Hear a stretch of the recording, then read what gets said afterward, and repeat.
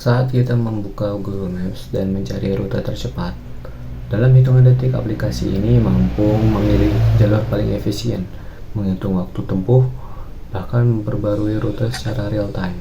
Semua itu tidak lepas dari satu konsep matematika penting, yaitu turunan. Hari ini kita akan melihat bagaimana turunan bekerja di balik sistem Google Maps.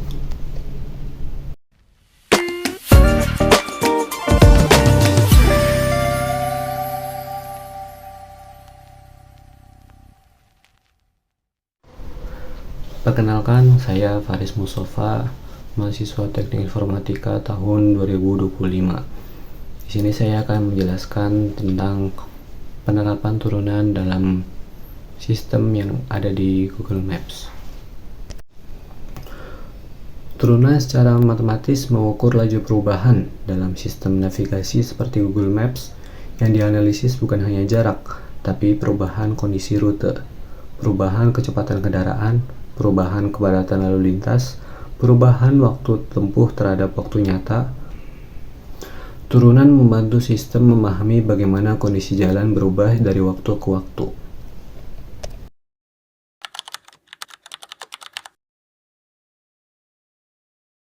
Mengapa turunan penting dalam algoritma Google Maps? Yang pertama, optimasi waktu tempuh. Google Maps tidak hanya mencari jarak terpendek, namun waktu tempuh optimal.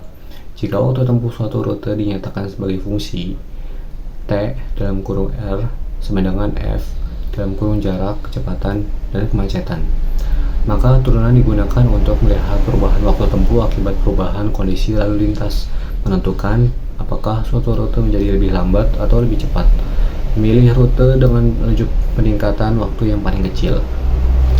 Yang kedua, adaptasi real-time traffic. Saat terjadi kemacetan mendadak, Google Maps menghitung gradien perubahan kecepatan kendaraan. Jika turunan kecepatan terhadap waktu bernilai negatif besar, artinya kendaraan melambat drastis. Sistem lalu memperbarui bobot graf jalan, menghitung ulang rute tercepat, dan menyarankan jalur alternatif secara real time. Contoh kasus optimasi algoritma dalam Google Maps. Yang pertama, turunan dalam fungsi biaya rute. Setiap rute pada Google Maps memiliki fungsi biaya. Cost atau biaya sama dengan A atau jarak plus B atau waktu dan plus Y atau kepadatan lalu lintas. Turunan fungsi biaya digunakan untuk mengetahui variabel mana yang paling mempengaruhi keterlambatan, menyesuaikan bobot A, B, dan Y secara adaptif. Meminimalkan total biaya perjalanan. Inilah konsep optimasi berbasis gradien. Yang kedua, prediksi kemacetan menggunakan turunan waktu.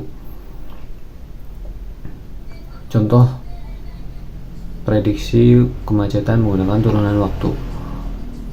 Dengan menganalisis turunan kecepatan kendaraan terhadap waktu, sistem dapat memprediksi potensi kemacetan sebelum terjadi, jam padat lalu lintas, dan tren perlambatan ruas jalan.